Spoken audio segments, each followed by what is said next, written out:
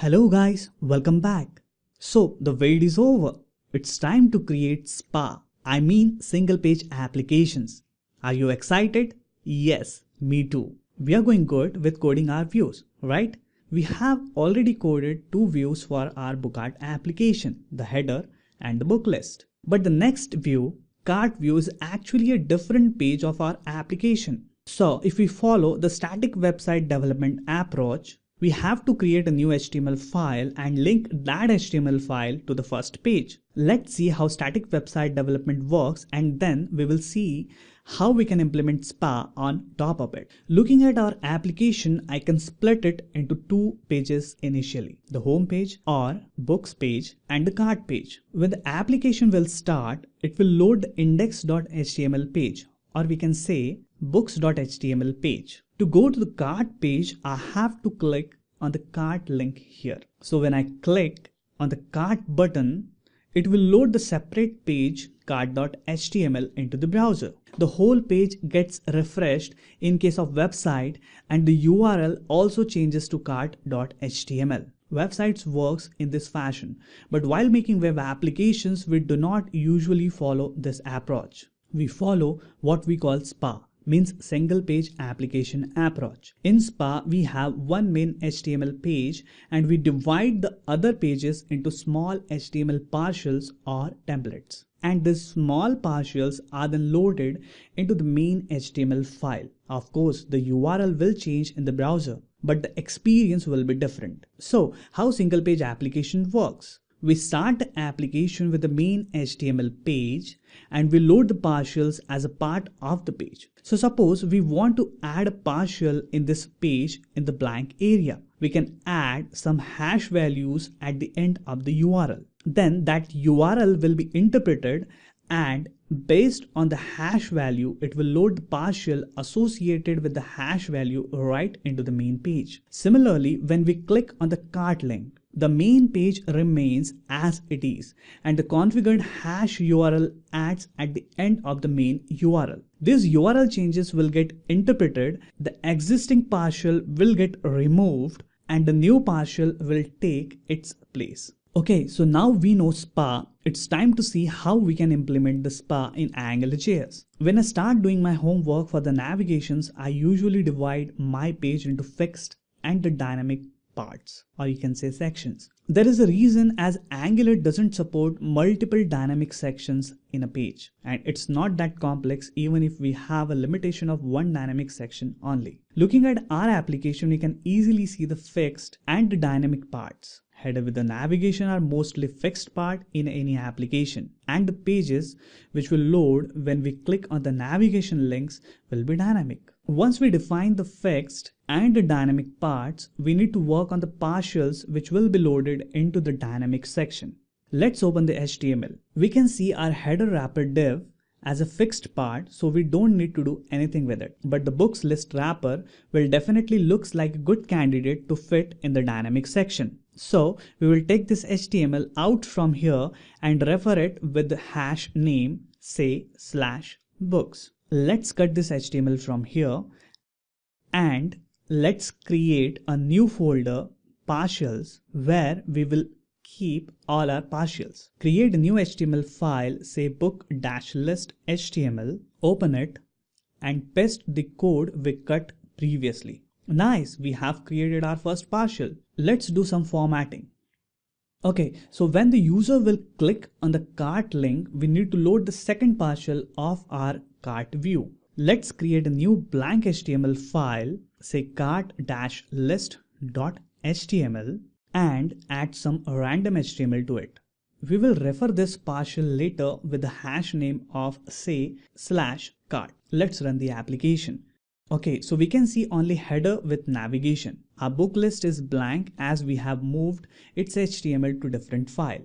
Now we are done with the fixed section. Let's work on the dynamic section. As I said earlier, we can have one dynamic section in a page to load our partials. We can create this dynamic section with a directive called ngView. Let's create the div element and add ngView directive to it. Now this div will be used to load all the partials into our main page.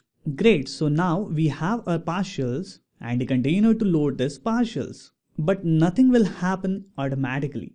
Our partials will not load if we click on these navigation links. We need to tell Angular which partial to load on hash changes. In a nutshell, we need to do some configuration. Our global Angular object has a function called config. Let's use that function to configure our route, hash to partials linking. We can write this function on our module also. So we can start configuring by writing myapp.config function. This config block takes one parameter, which is a function with the argument of $route provider.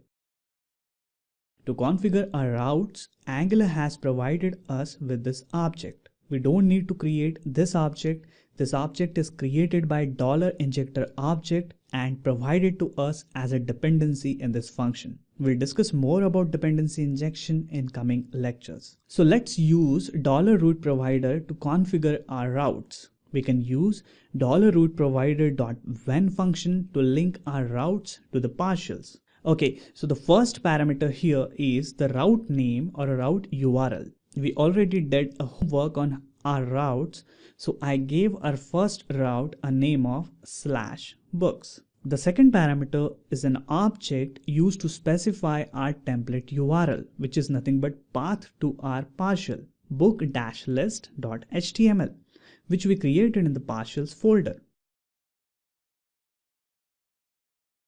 And we have also specified the controller for this partial. So let's remove the ng-controller directive from this partial as we have already configured it into the config block. It's a good practice to keep our controllers out of the partials. Nice, isn't it easy and self-explanatory to configure our routes? Let's configure the second route in similar fashion. We'll add a new when block, new route URL, and an object with a template URL. We'll add the controller later when we code this partial in detail. Okay, so we got new route URL and template URL. We can also configure the default route to which the application always navigates if the user types wrong URL in the browser. We do that with the otherwise function. Let's create the otherwise block, which takes object as a parameter, in which we can specify the default route URL using redirect to property. So we are pointing our default route to the books route, which will load the book list partial. Great, so we are done with the configuration of our routes. Now it's time to update our navigation links with these URLs. Let's update our books anchor with #/books and cart anchor with #/cart. You can notice the URL specified here matches the URL configured in the config block. So when we click on the books link, it will use the /books route configuration to load the book list partial. And when we click on the cart link, it will use the /cart route configuration. If I run the application in browser, it will not run as there is one last step we need to do to make this work. But let's run and see what error we get in the console. So our whole application is breaking because of this error, failed to instantiate module my app due to unknown provider $route provider. Can you guess why this is happening? This happens because we are not getting the $route provider object injected as a dependency here. The code for this object is written in a separate file and not in the AngularJS file embedded here in the script tag. Let's include that file in the script block. We just need to copy this CDN location and paste here and change the file name to angular-route.js. If I open this file,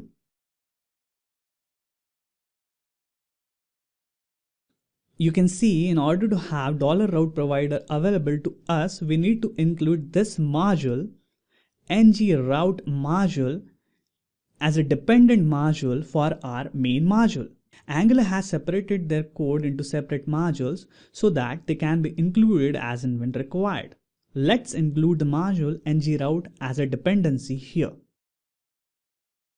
and run the application.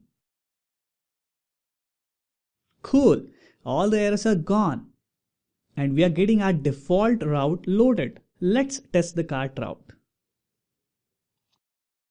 Great, so both the routes are working and that too without page refresh.